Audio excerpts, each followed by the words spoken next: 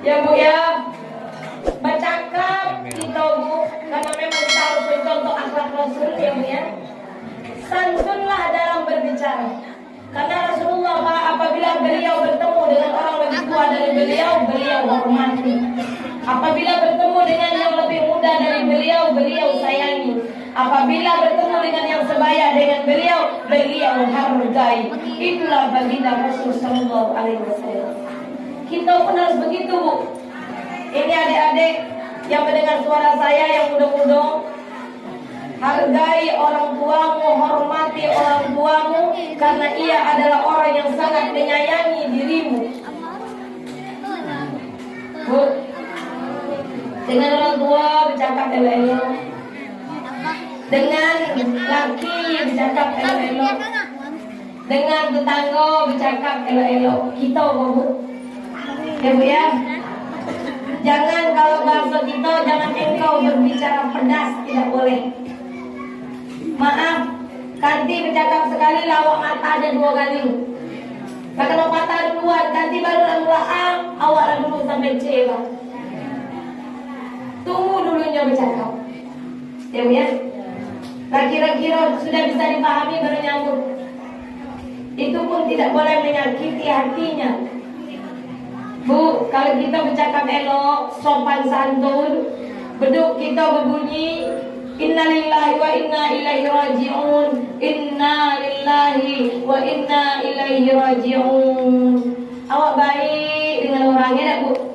Misalnya pakai Honda, bertemu yang tua naik wah, kata Honda go pada berjalan jauh.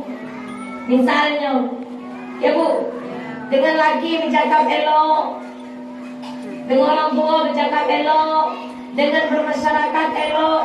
Kita mati orang nyebut ya Allah, baiknya mudah tuh hari ini. Kalau bercakap, kalau bahasa kita ya Bu, kalau bercakap sopannya anak orang tuh.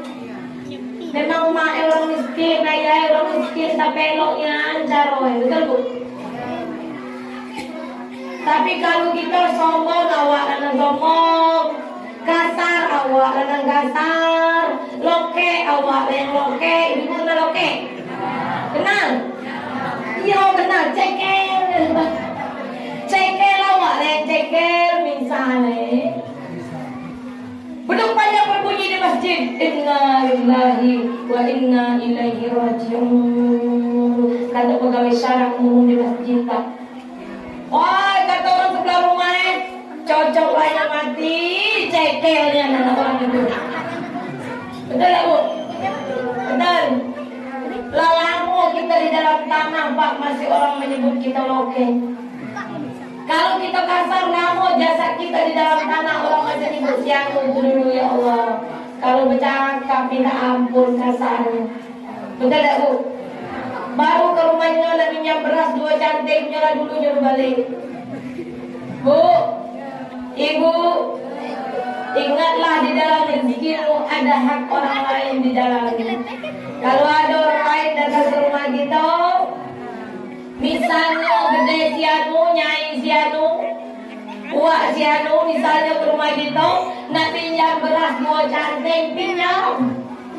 Ya Bu, jangan cengkel, tak boleh. Ngapa tak boleh?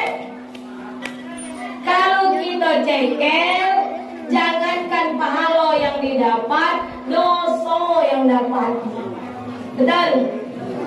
Kenapa? Karena kita sudah dicontohkan bahwa akhlak yang terbaik itu adalah mereka yang bisa menolong sesama mereka. Ya Bu ya, kalau ada yang tak mampu kita tolong. Paham Bu?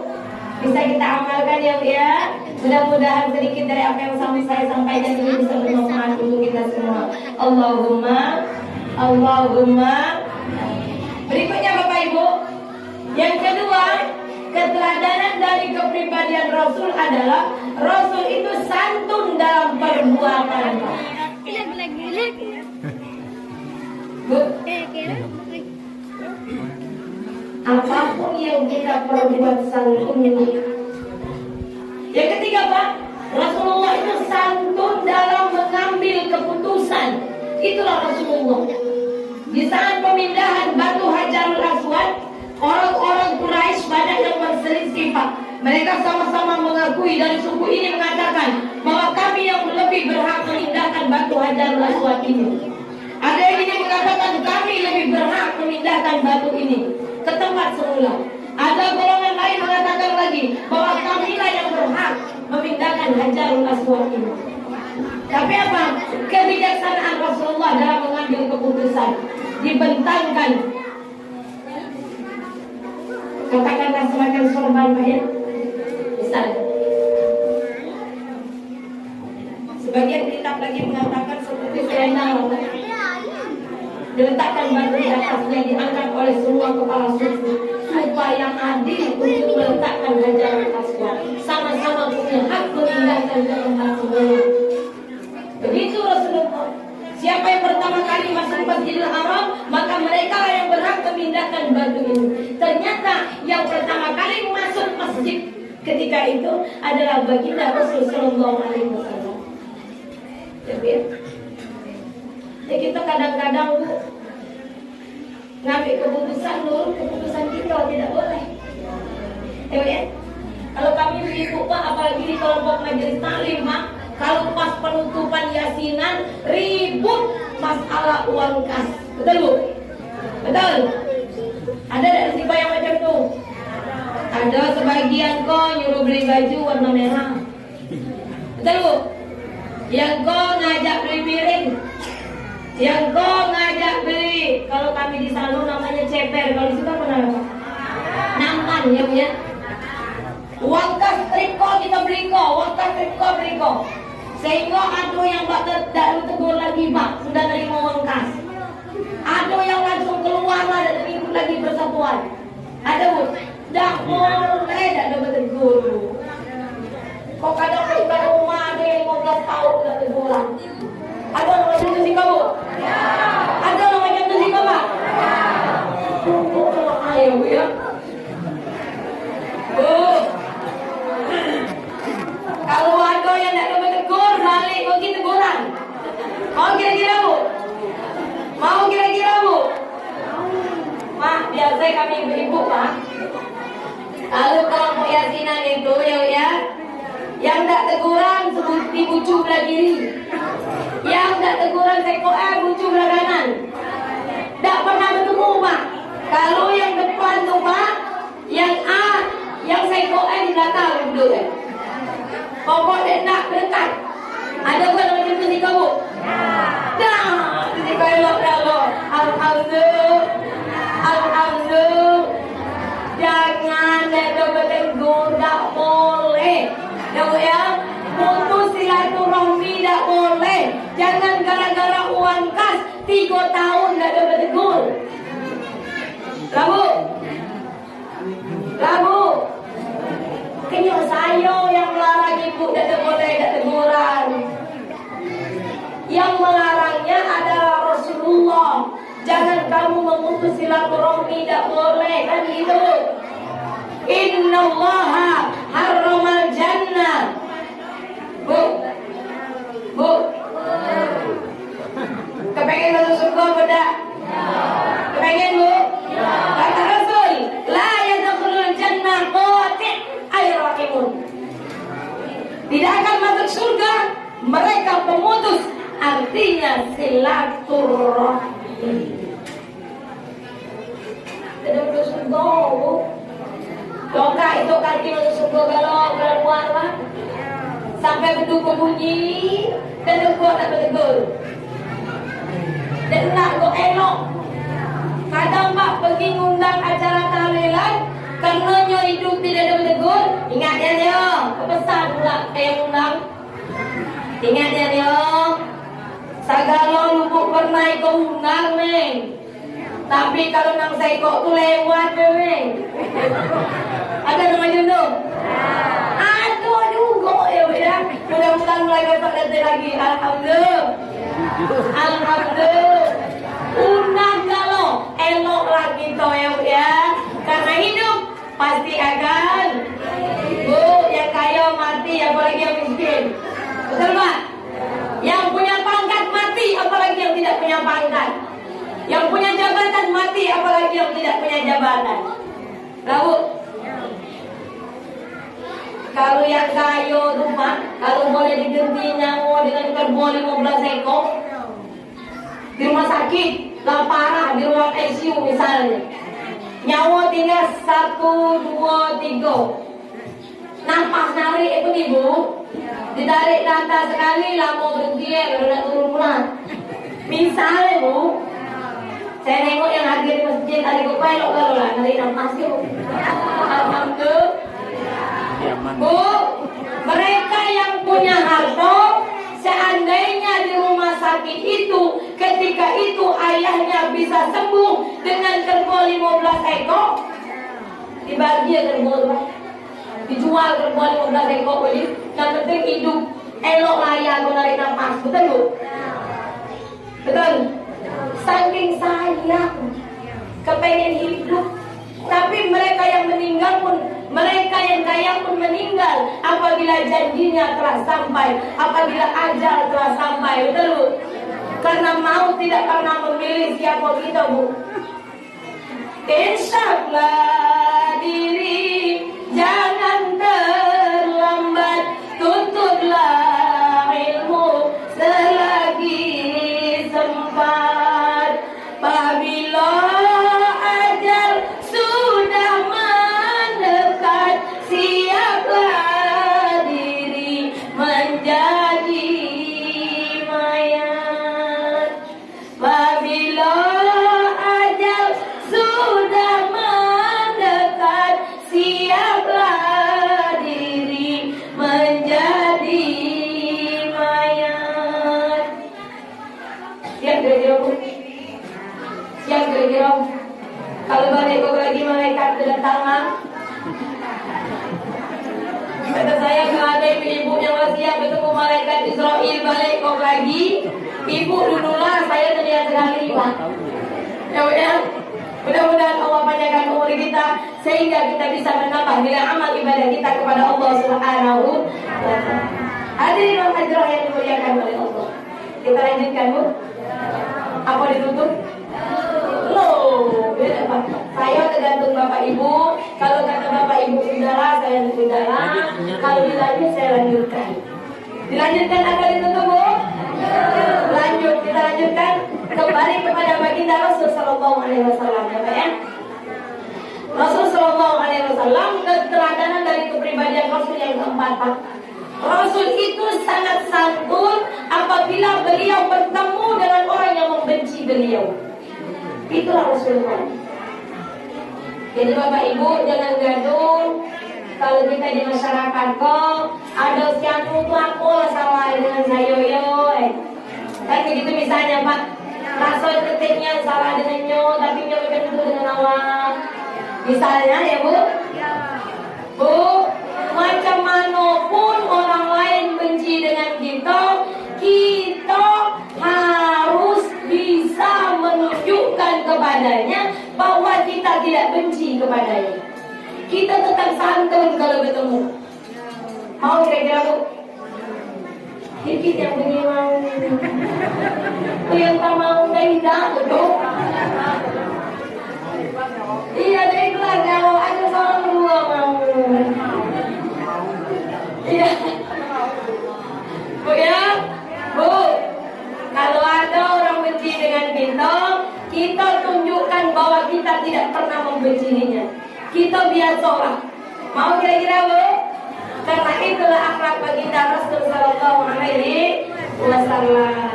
Hadirin wa hadirat yang dimuliakan oleh Allah Subhanahu wa taala. Bapak Ibu, Rasulullah itu sangat banyak orang-orang Quraisy yang memusuhinya, Pak. Tapi beliau tidak pernah menanam rasa sakit hati kepada mereka. Ya, Bu ya?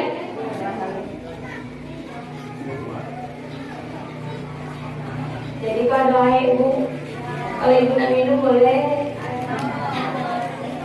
Ya lama sedikit. Ayo. Kita lanjutkan ya Bu ya. Lanjut. Rasulullah itu meskipun beliau disakiti, dilempari dengan kotoran-kotoran unta, beliau tetap baik, Pak. Beliau tidak sakit hati, apalagi membalas, tidak sama sekali. Kalau kita kadang sekali orang menyakiti kita, balasnya 2 kali. Betul nggak? Betul Bu? Nah, yang sudahlah, mulai hari kau jangan lagi ya. Kita bermasyarakat Pak, karena memang terlahir dari orang tua yang berbeda, punya prinsip hidup yang berbeda, betul Pak? Kita tidak mungkin membuat orang lain harus suka kepada kita. Coba ya, karena memang ada di antara mereka yang tidak menyenangi kita. Karena kadang-kadang Bu ada oknum, artinya galau rendah Pak. Ada orang itu Bu yang mereka senang kalau nengok kita ada Pak. Tapi ada mereka itu yang sakit hati kalau melihat kita ada. Betul? Senang melihat orang susah, susah melihat orang senang. Ada yang macam itu sih kok? Tidak tertib. Banyak. Kalau banyak kok perlu dipertanyakan yang mana ini orangnya. Aduh galau. Bu, Bapak, ada kisah yang ingin saya sampaikan Pak ya. Ada seorang guru Bapak Ibu lewat di bawah rumah bertingkat. Berjalanlah guruku dengan murid ya Pak. Jadi Pak, lewat di bawah rumah bertingkat, orang yang datang rumah enak Pak, nyiram abu dari atas ke kepala guru. Guru nengok ke datang, abu disiramkan di kepala awak. Saya nak tanya, kalau Bapak disiramkan di kepala pakai abu, kira-kira gimana Pak? Jarut ular. Jarut ular itu. Ya Bu, Kampangannya. panas muridnya Pak. Murid kau nak marah dengan yang tukang siram abu gini. Kampangannya. Ngapa pula siram abu ke kepala guru kami? Kalau bahasa kita elek Pak. Apa kata gurunya? Jangan engkau marah, wahai muridku. Tidak boleh. Kenapa? Seharusnya saya lah yang lebih bersyukur kepada Allah. Saya hanya disirami dengan abu, tetapi tidak dengan abu. Dia bersyukur, ringan, cuman abu. Ditiup angin, dikebut-kebut dikit, hilang abu gede Pak. Tapi tidak kena api, dia bersyukur. Kita jangankan kena abu, betul Pak? Jangankan kena abu, kena siram pakai air, nak nengok yang datang kena ulang. Betul Pak? Yang datang rumah bertingkat, tak kena ulang. Nah, jadi ini perlu kita ambil pembelajaran Pak. bahwa sabar sangat penting dalam kehidupan ini, Pak ya. Karena fakta dari Rasulullah SAW itu memang beliau sangat penyabar, memberikan contoh kepada umatnya bahwa Rasul Shallallahu Alaihi Wasallam memanglah hamba pilihan Allah. Beliau disakiti, beliau dihina, beliau dicaci maki, beliau tidak pernah membalas apapun perbuatan orang Quraisy terhadap dirinya. Itulah Rasul Shallallahu Alaihi Wasallam. Bahkan beliau mendoakan kepada orang-orang yang menyakitinya. Apa yang didoakan oleh Rasul?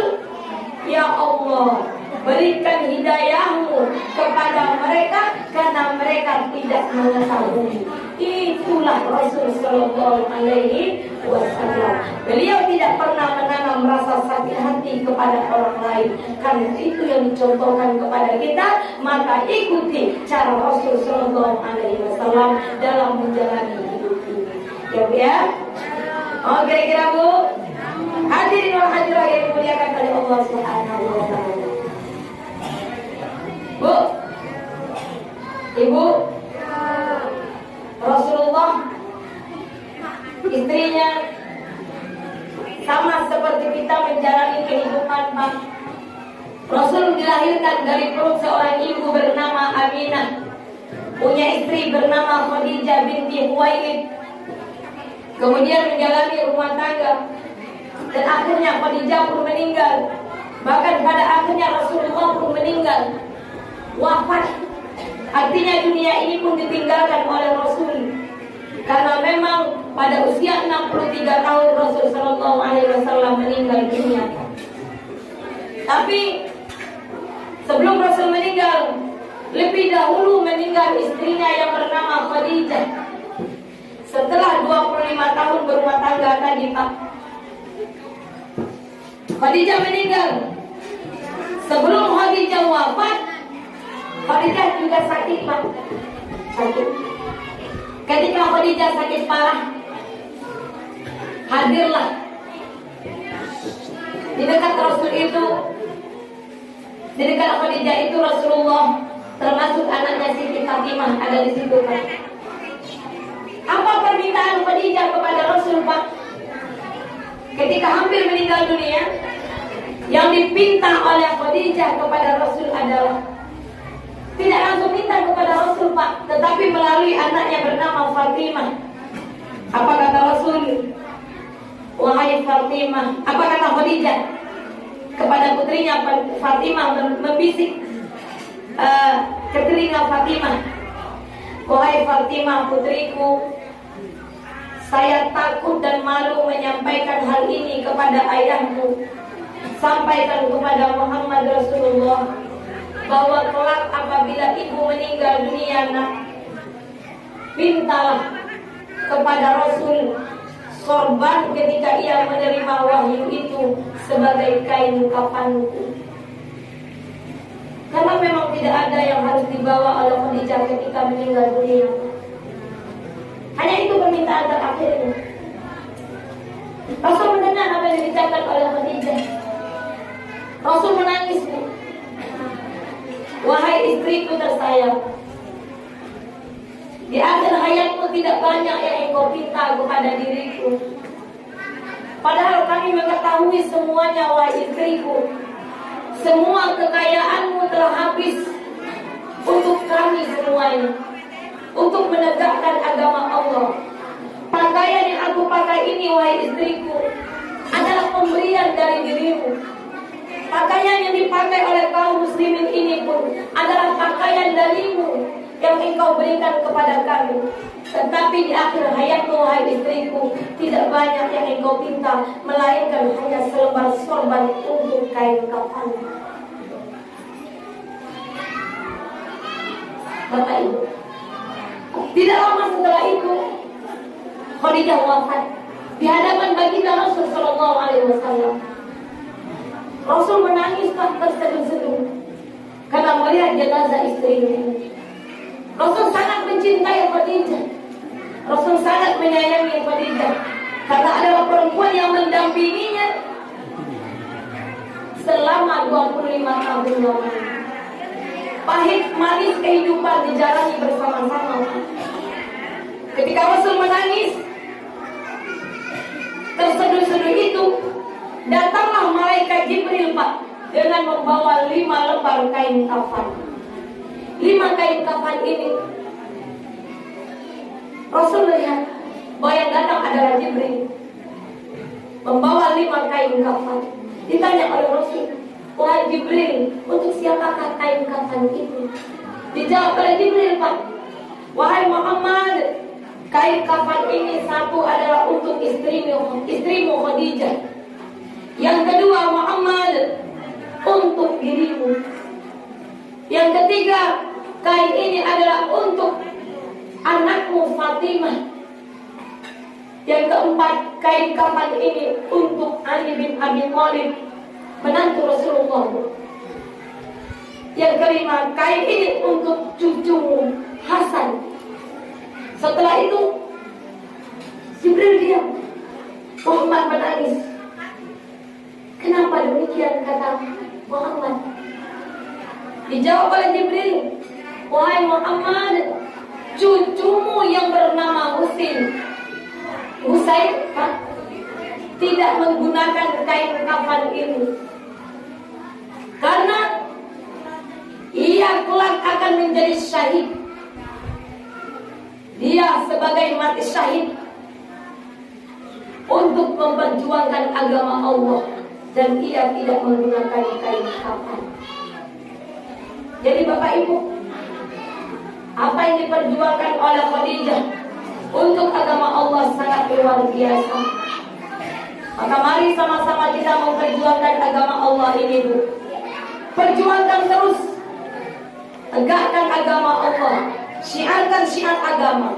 Mudah-mudahan kelak kita akan mulia di sisi Allah Subhanahu wa Ta'ala. Terakhir dari acara ini, Bapak Ibu, saya simpulkan dari apa yang saya sampaikan. Ya, Rasulullah penyabar, maka ikuti akhlak Rasul. Rasulullah adalah sangat pemalu. Rasulullah itu, Pak, sangat senang bersedekah meski hanya dengan sebutir kurma. Jadi lagi hidup, Pak, sedekahkan apa yang kita miliki, ikhlas karena Allah, jangan minta pujian manusia. Ya Bu ya, Bu, misalnya suatu saat nak ngecek masjid kok, ibu sedekah, ibu wakaf, ibu infak sebagian rezeki ibu, atau ibu sedekah kepada fakir miskin. Sedekahlah, berinfaklah, berwakaflah karena Allah Subhanahu wa Ta'ala. Jangan ada riya di dalamnya. Solatlah karena Allah, baca Quran bacalah karena Allah, berzikirlah karena Allah, bersolawatlah karena Allah. Bantu mereka fakir miskin dan anak yatim. Anak yatim berikan makan sesuai dengan kemampuan kita, Bapak Ibu.